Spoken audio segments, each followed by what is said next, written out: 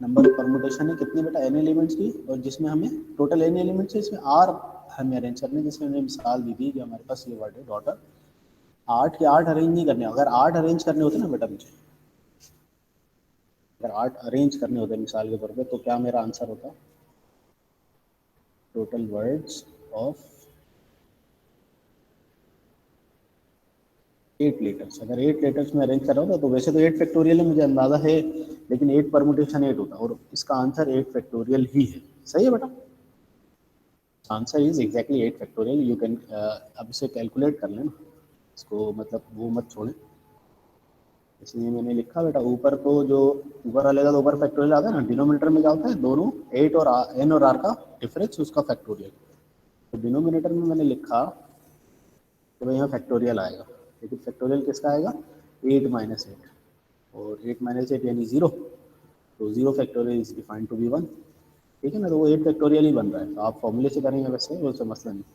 तो यहाँ जो सवाल था वो ये था कि आप टोटल में से सिर्फ 3 लेटर्स की अरेंजमेंट कर रहे हैं, यानी आपके पास ऑप्शंस तो 8 हैं, जैसे वो वाला सवाल होता था ना हमारा, 4 person centre of first class railway compartment in which there are 6 seats, तो सीट्स तो हमारे पास 6 थी, लेकिन जो पर्सन थे वो 4 थे ना, तो इस तरह से हो सकता है कि आपके पास जो टोटल हो वो ज़्यादा हो और आपको जो अरेंज करना हो वो कम हो, ऐसा पॉसिबल है, टोटल भी हो सकते हैं और कम भी हो सकते हैं।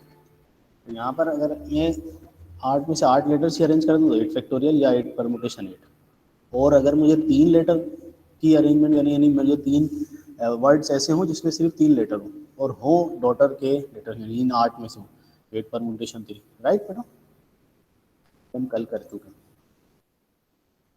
तो इसमें ये वाला सवाल जल्दी से रिकैप दे देते हैं, देखें टोटल मेरे पास जो है वो 6 सीट्स हैं और 4 पर्सन है ना, इनको एकोमोडेट करना है, तो in how many ways they can take their seats, तो पहला पर्सन एंटर हुआ 6, फिर उसके बाद जो है ना आपके पास ऑप्शंस कम हो जाएंगे 5 4 और 3 इस वजह से इनके पहले पर्सन के लिए, दूसरा तीसरा there are only 4 person, 4 person से ये कहानी खत्म। अच्छा इससे ना मैं आपका ये जो परमुटेशन वाला फॉर्मूला ना वो बना के बता दूँ आपको, ये फॉर्मूला बना कैसे, ठीक है, इसको ना मैं आगे कंप्लीट करता हूँ, मैं अगर इसको फॉर्मूला बनाना चाहता हूँ तो ये मैं मल्टीप्लाई करूँगा बेटा फैक्टोरियल से, यानी 2 इंटू 1 कर लें, 2 इंटू 1 अगर इसका फैक्टोरियल कंप्लीट करना है, और यही चीज़ एग्जैक्टली डिनोमिनेटर में आएगी बेटा, 2 इंटू 1 यही एग्जैक्टली डिनोमिनेटर में आएगी, राइट, यानी अगर मुझे इसका फैक्टोरियल कंप्लीट करना है तो ये आ गई डिनोमिनेटर में। नाउ न्यूमरेटर में क्या बना बेटा, ये 6 फैक्टोरियल, और डिनोमिनेटर में क्या बना 2 फैक्टोरियल। अच्छा अब 6 फैक्टोरियल 2 ये 6 तो सही है, समझ में आ रहा है, 6 सीट्स थी 6 नंबर आ गया, लेकिन 4 पर्सन थे तो उसको यहाँ कैसे लिखेंगे बेटा, 6 और 4 का डिफरेंस यानी 6 माइनस 4, देखिए फॉर्मूला बन गया, टोटल मेरे पास एन जो सीट्स 6 थी और आर जो है वो 4 थे, तो वही फॉर्मूला बन गया बेटा परमुटेशन का। यहाँ पे अगर इसको एक्सपेंड भी करूँगा तो ये ऐसे ही बनेगा ना, ये तो मैंने डायरेक्ट निकाल लिया ना कैलकुलेटर से, लेकिन मैं इसे एक्सपेंड करता हूँ तो 6 फैक्टोरियल अपॉन 6 माइनस 4 फैक्टोरियल, तो 6 फैक्टोरियल अपॉन 2 फैक्टोरियल, यानी कि वो फॉर्मूला यहीं से आया है असल में, राइट क्लास, ठीक है बेटा, ओके यहाँ तक बात क्लियर हो गई, राइट बेटा यहाँ तक क्लियर है सर। इसके बाद फिर ये नेक्स्ट वाला क्वेश्चन लेने बेटा, राइट साइड वाला, ये भी हमने अभी डिस्कस किया था, टोटल 11 पर्सन से 3 जो है हमारे पास पोस्ट है। अच्छा इस तरह के सिमिलर क्वेश्चन हम कॉम्बिनेशन में कभी भी करेंगे, लेकिन कॉम्बिनेशन में थोड़ा सा फर्क होगा, यहाँ पर हमारे पास पोस्ट है और जाहिर है अगर आपने एक को कैप्टन बनाया तो दूसरा वाइस कैप्टन बनेगा, अगर ये पोजीशन इंटरचेंज हुई, जैसे मिसाल के तौर पे मिस्टर ए है कैप्टन, मिस्टर बी है वाइस कैप्टन, अगर ये इंटरचेंज करें, इंटरचेंज से क्या हमारा, आप मिस्टर ए को जो है वाइस कैप्टन बना दें और मिस्टर बी को जो है कैप्टन बना दें, तो ये पोजीशन इंटरचेंज हो गई, वो हमारे लिए नई अरेंजमेंट है, ठीक है ना, तो नंबर ऑफ कॉम्बिनेशन में ये थोड़ा सा डिफरेंट होगा, वहाँ हम क्या बात करेंगे वो वहीं देखेंगे।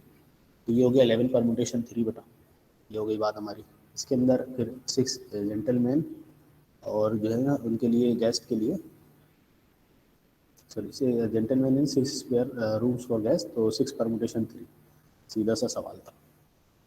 इससे बेटा मैंने एक और आपको सवाल बताना है,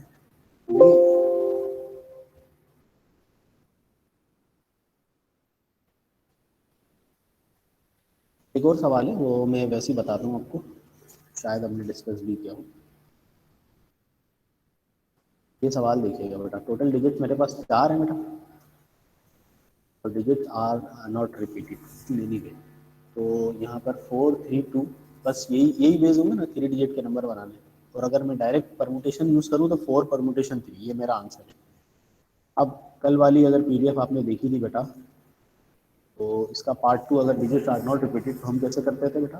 देखिए, this is one of the reason, part 2 में this is one of the reason कि मैं इस फॉर्मूले को, मतलब मुझे ये बिल्कुल भी फॉर्मूला ऐसे अच्छा नहीं लगता कि ये असल में हमारा कुछ कुछ प्रॉब्लम्स को तो सॉल्व कर दे, लेकिन हर मसला हल नहीं करता ये। लेकिन ज़ाहिर फॉर्मूला है तो हमें पता होना चाहिए कि ऐसा कोई किसी कोई चीज़ है परम्यूटेशन के अंदर जो विद सम रिस्ट्रिक्शन अप्लाई होती है। अब मुझे बताएं बेटा, ये क्या, ये वाली लॉजिक है जो 654 परम्यूटेशन 3 थी 120, और इसका आंसर तो 64 ये आ रहा है, सॉरी 24, तो ये जो 64 मेरा आंसर आ रहा है डिजिट रिपीटेशन अलाउ में, तो क्या ये 64 आप 4 परम्यूटेशन 3 से ला सकते हो बेटा? यस बेटा, फोर परमुटेशन 3 क्या कह रहा है, 4 लेटर्स हैं, 4 में डिजिट्स हैं, और उसमें से 3 मैं अरेंज कर रहा हूँ, और उसमें वही है कि रिपीटिशन नॉट अलाउड है। अब प्रॉब्लम क्या हो गई इसमें? प्रॉब्लम ये हो गई कि ये आपको परमुटेशन का जो फॉर्मूला है इसकी रिस्ट्रिक्शन समझ में आई हमें, कि ये रिस्ट्रिक्ट कर देता है आपको कि आप रिपीटिशन नॉट अलाउड में ही वर्किंग कर सकते हो, ये फॉर्मूला यूज़ कर सकते हो। रिपीटिशन अलाउ हो गई तो फिर फॉर्मूला फेल हो गया। This is the restriction. ये मुझे यहाँ मैंने कल वाली पीडीएफ में भी इसको मेंशन किया था कि यहाँ पर ये हो गई रिस्ट्रिक्शन।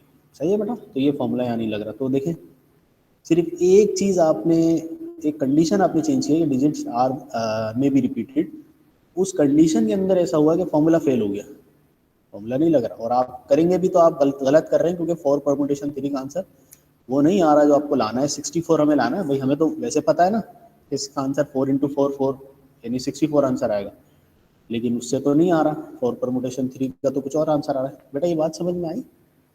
मैं जो फ़र्क बताना चाह रहा हूँ, मैं जो इस फॉर्मूले की रिस्ट्रिक्शंस बताना चाह रहा हूँ, मैं नहीं कह रहा कि फॉर्मूला गलत है, फॉर्मूला बिल्कुल सही है, और with some conditions this formula is absolutely correct and applicable, लेकिन हर जगह नहीं लगता, इस वजह से इसको मैंने इतना ज़्यादा इसके ऊपर बात नहीं की। राइट बेटा, क्लियर है? एक और एग्जाम्पल ले रहा हूँ बेटा मैं, तो फिर मैं उससे ज़रा सा आपको करके बताता हूँ।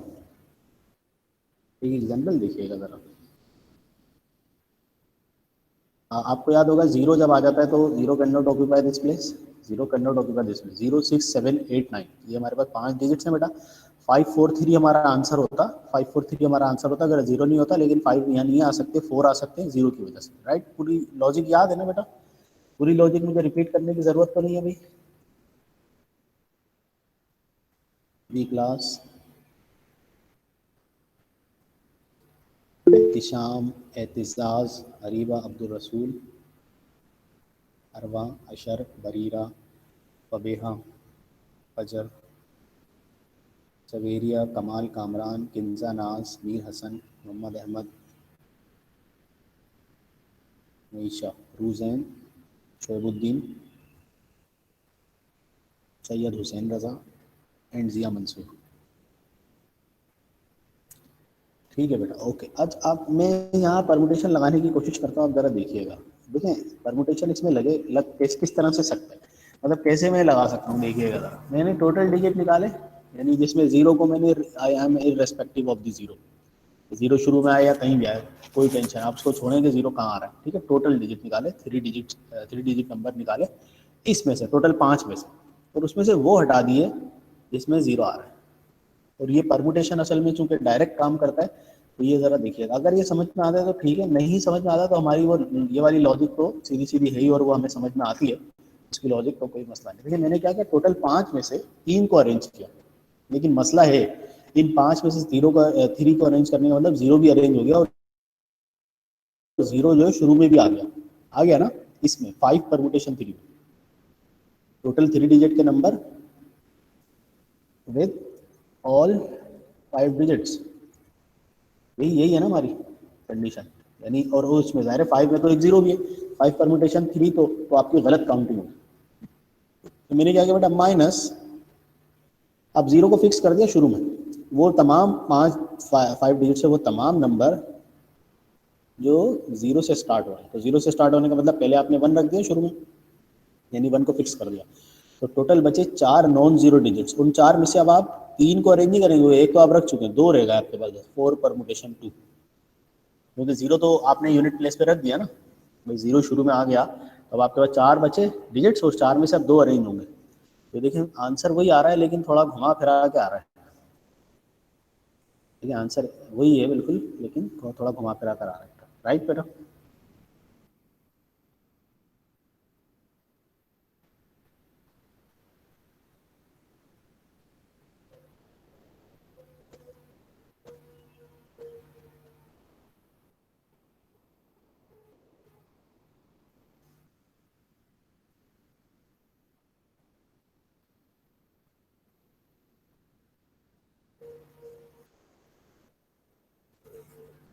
मैंने ये कहा नहीं नहीं समी, असल में इसको मैं सिर्फ इससे समझाना चाह रहा हूँ कि आप ना सिर्फ वो वाली लॉजिक क्लियर करें कि परमुटेशन अगर यहाँ लगाना चाहें तो परमुटेशन लग सकती है। मैं रिपीट कर रहा हूँ, देखिएगा, टोटल मेरे 5 मेरे पास डिजिट्स है ना भाई, ये 5 है ना, 1 2 3 4 5, ये 5 है। 5 में से मैंने 3 डिजिट के नंबर फॉर्म कर लिए, 5 परमुटेशन 3, ठीक है, रिपीटिशन नॉट अलाउड से, सही है, रिपीटिशन नॉट अलाउड से 5 परमुटेशन। अब इसमें क्या मसला आया, 5 परमुटेशन 3 में क्या प्रॉब्लम ये आ गई कि जीरो इसने शुरू में यानी अगर लिखा गया तो उसको भी नंबर बना दिया, हालांकि हमें पता है वो 2 डिजिट का नंबर बन जाएगा, 3 डिजिट नहीं बनेगा। ठीक है, यही होगा ना बेटा, 5 परमुटेशन 3 क्या कर रहा है, टोटल 5 में से 3 3 को अरेंज करेगा, लेकिन उसमें तो मसला है ना, मसला क्या है, आपने यानी इस 5 परमुटेशन 3 ने जीरो को भी शुरू में रख के काउंट कर लिया कि वो भी 3 डिजिट का नंबर, हालांकि हमें पता है वो नहीं है ना, नहीं है ना वो तो मैंने वो नंबर माइनस की जिसमें जीरो फर्स्ट प्लेस पर आ रहा था, सिर्फ वो काउंटिंग माइनस की, सिर्फ वो काउंटिंग जो इसमें जीरो फर्स्ट प्लेस पर आ रहा था। अच्छा, जीरो जीरो फर्स्ट प्लेस पर आने का क्या चांस है, एक ही चांस है, तो एक जब जीरो मैंने यहाँ रख दिया तो रिपीटिशन नॉट अलाउड है, तब जीरो कहीं भी नहीं आएगा आपको नजर। तो 3 प्लेसेस हैं मेरे पास, सॉरी 2 प्लेसेस हैं, तो 4 में से यानी 5 में से एक यूटिलाइज हो गया, तो एक बचा ना, 4 में से आप दो दो को परमुटेशन करेंगे, 4 परमुटेशन 2, और इसका आंसर मेरा वो, देखिए आंसर वही आ रहा है, लेकिन थोड़ा घुमा फिरा जा रहा है, इस वजह से देखिए अब आप खुद समझें कि अगर मैं इसको इतना मुश्किल करता तो वो चीज़ जो सीधी सीधी थी वो आपके लिए मुश्किल हो जाती है नहीं। भाई सीधा सीधा मेरा आंसर था, मैंने अगर जीरो यहाँ नहीं होता तो 5 4 3 होता, जीरो आ गया तो 4 4 3, सीधा सीधा जो जवाब था मेरा वो इतना कॉम्प्लेक्स हो जाता कि हम खुद ही कंफ्यूज हो जाते और कहते कि भाई सर ये पता नहीं क्या टॉपिक स्टार्ट हो गया, इसको ख़त्म ही कर दें तो अच्छा है ना। तो इससे बेहतर कि हम इसको, इस टॉपिक को स्किप करने की बातें करते, इसको आसान करके हम समझ लें। ठीक है, अब शायद मेरा ख्याल है तो आपको अंदाज़ा हो रहा होगा कि हम कितनी मतलब लॉजिकल चीज़ से निकल कर आएँ और कितनी आसानी से निकल कर आएँ, ये भी आप नोट करें। ठीक है बेटा, अब आखिरी चीज़ है मेरे पास आज के लेक्चर की,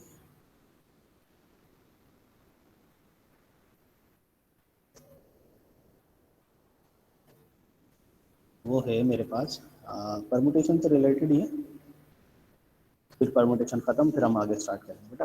परमुटेशन इन अ सर्किल या सर्कुलर परमुटेशन, ये नाम सुना है किसी ने?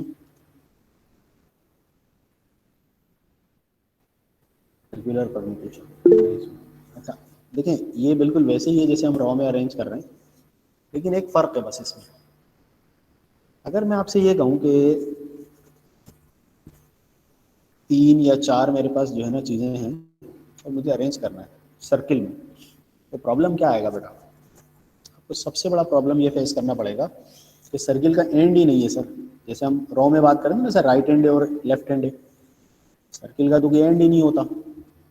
तो अब उसमें क्या मसला आएगा, उसमें मसला ये आएगा आपको कि अगर आपने कह दिया कि अगर let suppose N N different things हैं और आपको अरेंज करना है सर्किल में, तो एन फैक्टोरियल अगर आपने लिख दिया ना तो गलत हो गया, क्योंकि आपको समझ में ही नहीं आ रहा कि ना राइट हैंड है ना लेफ्ट हैंड है, वो कौन किसके हिसाब से अरेंज हो रहा है। समझ में आ रही बात? सर्किल में ये प्रॉब्लम बहुत मेजर मसला है कि आपको जब सर्किल में अरेंज सर्कुलर अरेंजमेंट होती है तो आप राइट हैंड लेफ्ट हैंड तो आपको होता ही नहीं, मिलता ही नहीं, तो फिर आप क्या करते हैं बेटा, आप ये करते हैं कि जितने भी आपके पास चीज़ें हैं, डिफरेंट थिंग्स जो आपको अरेंज करनी है, उसमें से एक को फिक्स कर देते हैं। जैसे मिसाल के तौर पे फॉर एग्जांपल अगर मैं बी को फिक्स कर दूँ फॉर एग्जांपल, तो बी को फिक्स जैसे मैंने किया, तो बी के रेफरेंस से मेरे पास राइट हैंड बी और लेफ्ट हैंड बी, किसी एक लेटर को फिक्स कर देते हैं। जैसे ही फिक्स किया ना बेटा, फिर ये एक रो, जैसे रो के अंदर अरेंजमेंट होती है ना, जैसे रो में हमारी अरेंजमेंट होता है, राइट हैंड भी होता है, लेफ्ट हैंड भी होता है, फिर जितने नंबर होते हैं उतने फैक्टोरियल में अरेंज हो जाते हैं। तो सर्किल में, एक सर्किल में अरेंज करने, या राउंड टेबल हो गया, या कीज का रिंग हो गया, या नेकलेस हो गया, इस तरह की जो चीज़ें सर्कुलर परमुटेशन में आती हैं, इन सब के लिए ये चीज़ है कि सर्किल के अंदर आपको एक चीज़ को, कोई भी एक चीज़ है, जितनी आपके पास डिफरेंट थिंग्स हैं, उसमें से एक फिक्स करनी पड़ती है। अब इसका फ़ायदा क्या हो, फ़ायदा ये हो जाए, लेट सपोज मैंने बी लेटर को फिक्स कर दिया कि भाई आप अपनी जगह पर फिक्स हैं, आप अरेंज नहीं होंगे। बी फिक्स कर दिया मैंने, तो बी के रेफरेंस से मुझे राइट हैंड भी मिल रहा है, बी के रेफरेंस से मुझे लेफ्ट हैंड भी मिल रहा है, और पूरी की पूरी एक ज़बरदस्त परमुटेशन मेरे पास आ रही है, जैसे हम रॉ में करते हैं। सही है बेटा? तो इसका जो वो हमारे पास फॉर्मूला बना, या वो बना, वो ऐसे है कि अगर हमारे पास n डिफरेंट थिंग्स हैं, तो can be arrange in n-1 factorial base. ठीक है, n different things can be arrange in n-1 factorial base, ये है इसका। और उसकी वजह वही है कि एक इसमें जो है ना, हमें लेटर को फिक्स करना पड़ता है। सही है बेटा? ठीक है, क्लियर? अच्छा, इसमें दो केसेस होते हैं।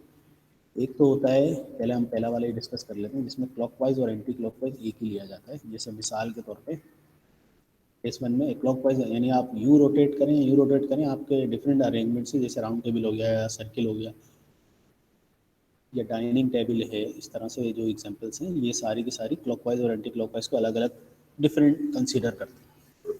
सवाल करते हैं, समझ में आ जाएगा बताइए। वैसे इतना वो नहीं है, मतलब इतना आता वाता नहीं है ये।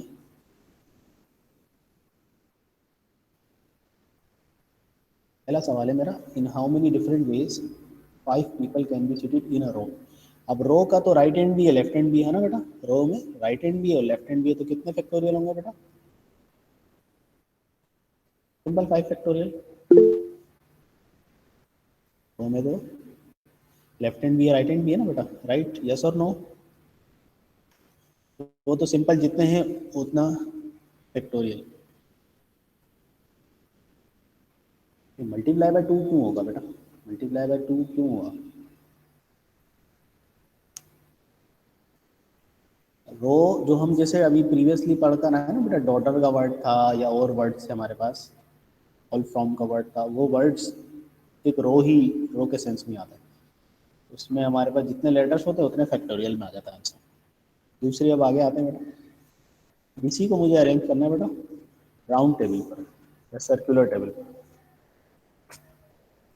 5 पीपल हैं, इनको सर्कुलर अरेंजमेंट। अब सर्कुलर अरेंजमेंट में क्या मसला होता है, एक चीज़ फिक्स होना लाजमी है, क्योंकि जो फिक्स होगी फिर उसके रेफरेंस से अरेंजमेंट होती है। सही है बेटा? जो चीज़ फिक्स होती है फिर उसके रेफरेंस से अरेंजमेंट होगी ना, तो आप बताइए आपको एक कम करना पड़ेगा।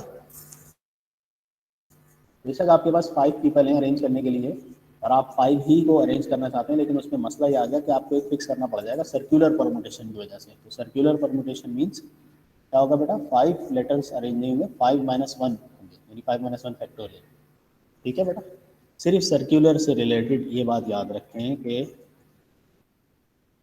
जितने भी आपके पास लेटर्स हैं, तो एग्जैक्टली उतने फैक्टोरियल में अरेंज नहीं होते, जस्ट लाइक रो के अंदर आप जैसे करते थे वैसे नहीं होते। ये थोड़ा सा फर्क है इसमें। और फर्क क्या है? फर्क सिर्फ इतना सा है कि आपको एक चीज फिक्स करनी पड़ेगी।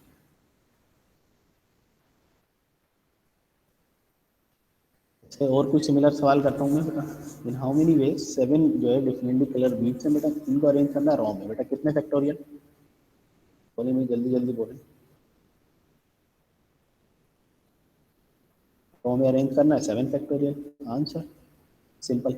अच्छा, पार्ट टू में आ जाए बेटा। पार्ट टू में अगर arrange in a circle on a round table, इनको सर्कुलर फॉर्म में अरेंज करना है राउंड टेबल पर। सर्किल की वजह से क्या होता है बेटा, टोटल जितने भी मेरे पास हैं n डिफरेंट थिंग्स हैं, लेकिन अरेंज ये कितने में होंगे बेटा, n-1 में अरेंज होंगे। सही है? यानी कि 6 फैक्टोरियल। राइट बेटा?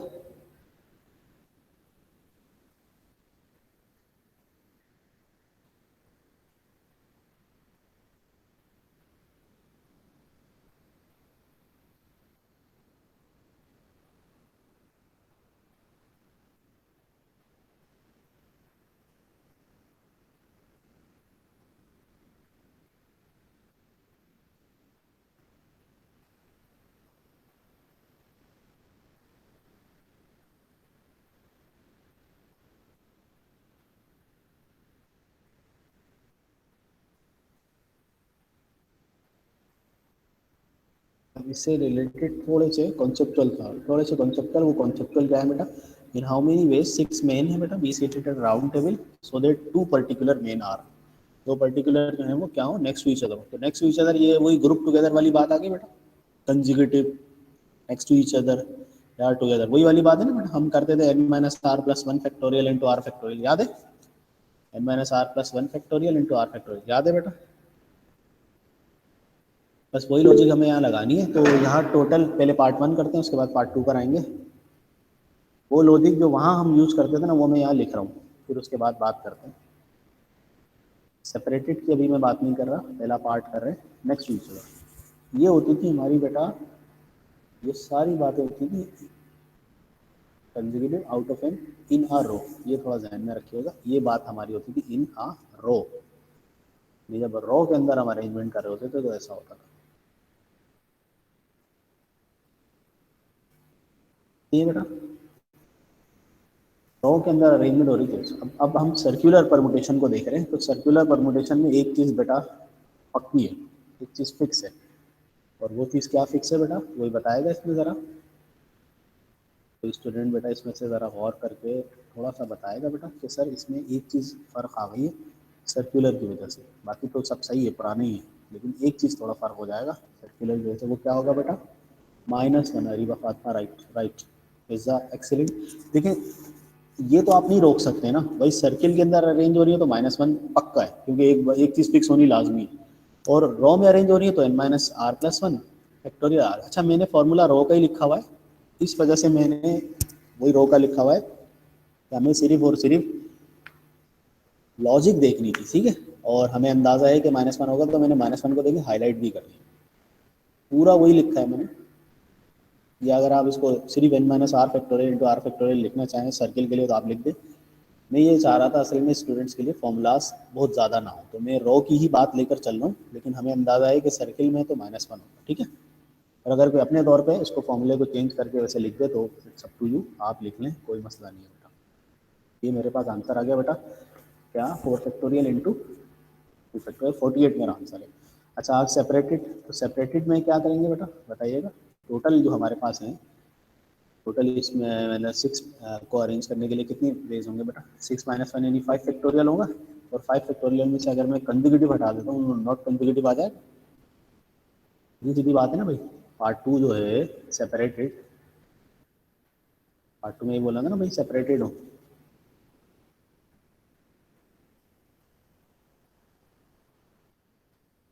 तो टोटल वेज जितने भी हैं, जो कि जिसमें 6 डिफरेंट थिंग्स, 6 डिफरेंट जो है वो अरेंज हो सकते थे, और उसमें से आप कंजिक्यूटिव हटा दें बस, जो हम वहाँ करते थे, याद है ना बेटा। तो वो हमारा आंसर 5 फैक्टोरियल माइनस 48 यानी 72 मेरा आंसर, राइट बेटा। क्लियर है ये लॉजिक? देखिए ये पुरानी ही चीज़ है, बस इसमें जो सर्कुलर आ गया ना बेटा, इसने थोड़ा सा मैं वो कर दिया, बस बाकी वही चीज़।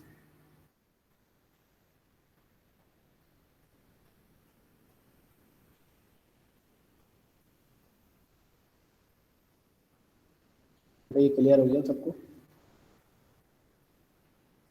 सिमिलर एक क्वेश्चन है, round table conference is held among 20 delegates belonging from 20 different countries. How many ways can they be seated to two particular delegates are always sit together? ठीक है बेटा, वही कंसेक्यूटिव वाली बात आ गई, नेक्स्ट वीक अदर या टुगेदर वाली बात है। एन की वैल्यू यहाँ पर 20 है, और आर की वैल्यू कितनी है बेटा? आर की वैल्यू बताइए बेटा कितनी है? समी मैंने ये कहा था कि टोटल जितने भी आपके पास है उसमें से सिट टुगेदर वाले को माइनस करा दें, टोटल में से आप सिट टुगेदर वाले को माइनस करा दें। ये जो सेपरेटेड हैं total ways to arrange 6 people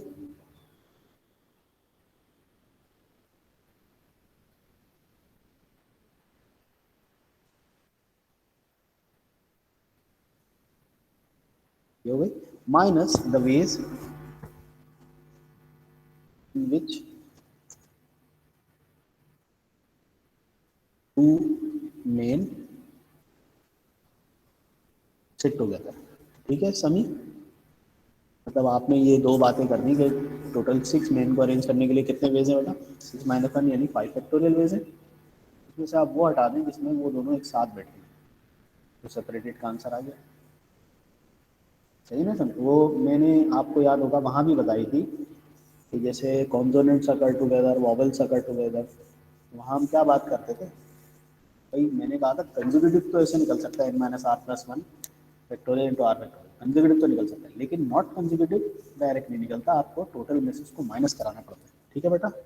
अच्छा, इसमें भी मैं एक बात जैसे पर्सनली बता रहा हूँ आपको, और भी डिटेल है इसमें कि दो कंज्यूगेटिव एक साथ आए या दो एक साथ ना आए, तीन कंज्यूगेटिव एक साथ आए, तीन ना आए, तो उसमें असल में बहुत ज़्यादा डिटेल है। हमारे पास ना ये इंट्रोडक्टरी लेवल की है ये चीज़ें, यानी हमारे सिलेबस के अंदर इतना डिटेल में है नहीं, वरना इसमें फिर गैप मेथड होता है, ब्लॉक मेथड होता है, मतलब इसमें भी बहुत ज़्यादा डिटेल है, लेकिन वो चीज़ें हमारे सिलेबस में इतना ज़्यादा है नहीं, ये इंट्रोडक्टरी लेवल पर हैं ये सारी चीज़ें, तो मैंने भी वही रखा है। और जाहिर है आपने इस तरह की चीज़ें फर्स्ट टाइम देखी ना, तो मैं इसको बस समझिए कि जैसे कोर्स है उससे थोड़ा सा मैं तो आगे तो जा सकता हूँ, और मैं चला भी गया हूँ, आपको अंदाज़ा नहीं हुआ, लेकिन बहुत ज़्यादा डिटेल में या बहुत ज़्यादा वो करना ना असल में आपको कंफ्यूज करने के बराबर होगा, क्योंकि आपने ऐसी चीज़ें कभी देखी नहीं है ना, तो से वो मतलब बजाय उसके फ़ायदे होने के वो कंफ्यूजन करेगा, और आप जो है ना फिर वो जो असल चीज़ है ना जो हमें करनी थी उससे भी जो है ना आप मतलब वो गड़बड़ कर देंगे आप। इस वजह से मैं थोड़ा सा रिस्ट्रिक्ट होकर और लगा बंदा होकर बात करता हूँ, ताकि जो बात करनी है ना बेटा वो मैं कर सकूँ। अच्छा, ये बात ठीक है, क्लियर हो गई। एन की वैल्यू आर की वैल्यू आ गई यहाँ पर बेटा। अच्छा, इसी में अगर बोलेंगे नेवर सिट टुगेदर, ये जो दो डेलीगेट्स हैं नेवर सिट टुगेदर, तो इसमें क्या बोलेंगे बेटा, बताइएगा क्लास। नेवर सिट टुगेदर इसमें क्या बोलेंगे, बोले बेटा जल्दी।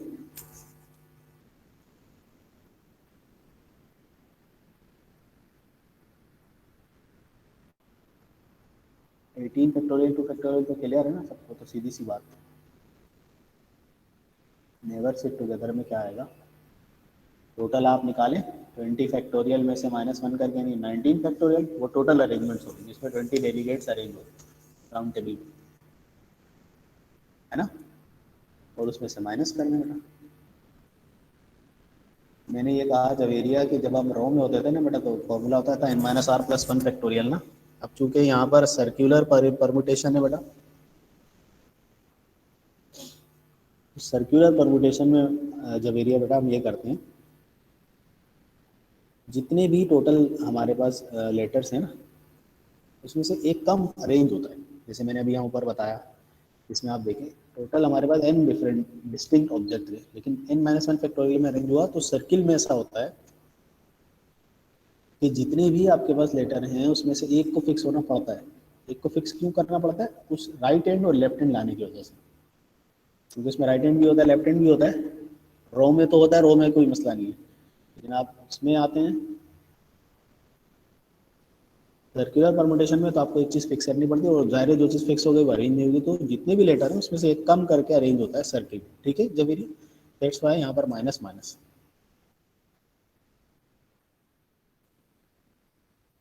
ये नेवर सिट टुगेदर वाली बात देख लें बेटा, क्या है 20 - 1 यानी 19 फैक्टोरियल, और फिर 18 इंटू 19 फैक्टोरियल 2 फैक्टोरियल, माइनस करा दिया, इसका आंसर निकाल लिया। अच्छा, अब मैं बात करूँ बेटा केस 2 की ना, इसमें और सवाल आपको मैं प्रैक्टिस क्वेश्चन दे दूंगा, आप उसको देख लीजिएगा। केस 2 में ऐसा होता है, जैसे मैं आपको एग्जाम्पल भी दूंगा इसकी, यही है सर्कुलर परमुटेशन है, लेकिन उसमें ना बस एक फ़र्क आ गया है कि एंटी क्लॉकवाइज और क्लॉकवाइज, यानी इस तरह से आप रोटेट कर रहे हैं, इस तरह से रोटेट कर रहे हैं, डायरेक्शन यानी वो एक ही समझी जाती है। जैसे नेकलेस में ऐसा होता है कि अगर आप राइट साइड से देखें, लेफ्ट साइड से देखें, एक ही जैसा लगता है, गार्लैंड हो गया या कीज का रिंग हो गया, यानी ये कुछ ऐसी चीज़ें हैं जो हैं तो सर्कुलर, लेकिन इसमें क्लॉकवाइज और एंटी क्लॉकवाइज क्या होते हैं बेटा, सेम होते हैं। इसमें क्लॉकवाइज और एंटी क्लॉकवाइज को एक ही लिया जाता है। That's why permutation in these type of things, हम इसको कैसे लेते हैं बेटा,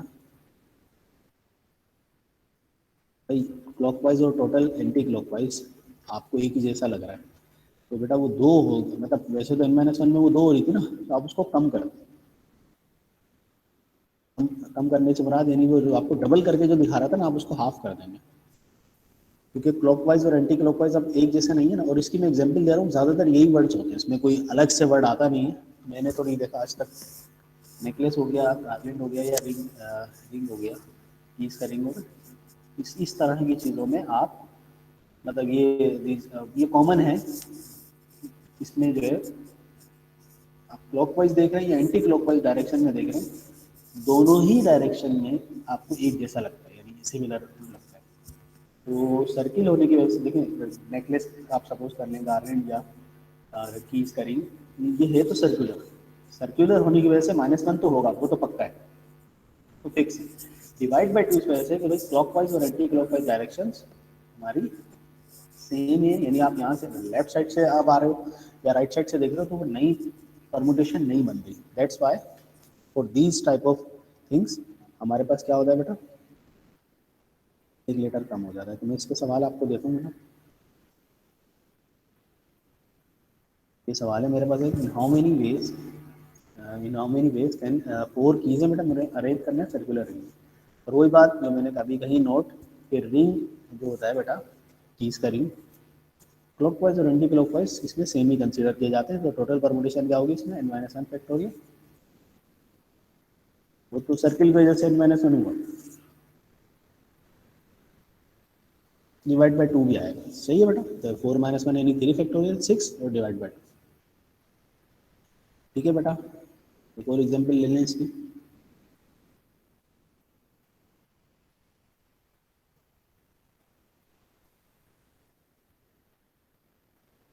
ये है मेरे पास, find the total number of permutation in which 9 flowers beach to form a garland. और वही बात कि गार्लैंड हो, नेकलेस हो या कीज का रिंग हो, इन सब के अंदर क्लॉकवाइज और एंटी क्लॉकवाइज डायरेक्शन एक ही कंसीडर की जाती है, एक ही होती है। तो हमें टोटल लेटर्स हैं बेटा 9, तो 9 को ही मुझे अरेंज करना है। लेकिन ये अरेंज कैसे होंगे बेटा, 9 - 1 factorial divide by 2 factorial, right बेटा। 9 - 1 फैक्टोरियल डिवाइड बाई 2 फैक्टोरियल, ये मेरा आंसर आ गया, ठीक है बेटा।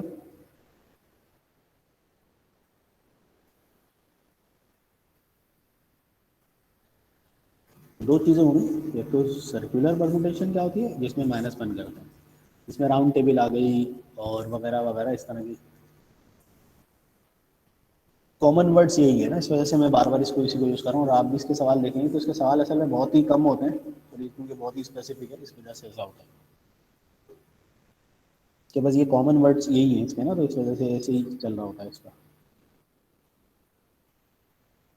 ठीक है बेटा। ये हमारा जो है वो सर्कुलर परमुटेशन खत्म हुआ।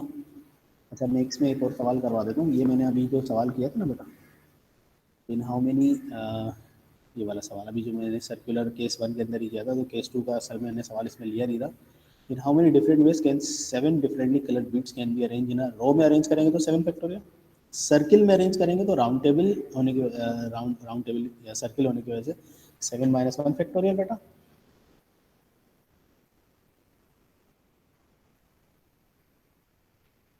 अच्छा, इसका जो पार्ट 3 था मेरे पास, वो ये था कि इसका हमें इन इन 7 कलर बीट का है to form into a garland, into a necklace, necklace बनाना बेटा। आप क्या करेंगे बेटा, इसी का पार्ट 3 है कि 7 डिफरेंट जो है हमारे पास कलर बीट्स अरेंज करना है। पार्ट 1 हो गया, पार्ट 2 हो गया, पार्ट 3 बेटा नेकलेस फॉर्म करना है। तो नेकलेस में क्या क्या होता है बेटा, एक तो सर्किल की वजह से -1 होगा, और क्या क्या होगा बेटा, बताइए क्लास।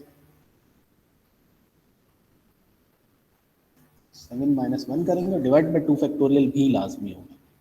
तो ये मैंने कर दिया बेटा, n-1, 7 - 1 6 factorial divide by 2 factorial, तो आंसर मेरा आ रहा है 360, राइट बेटा।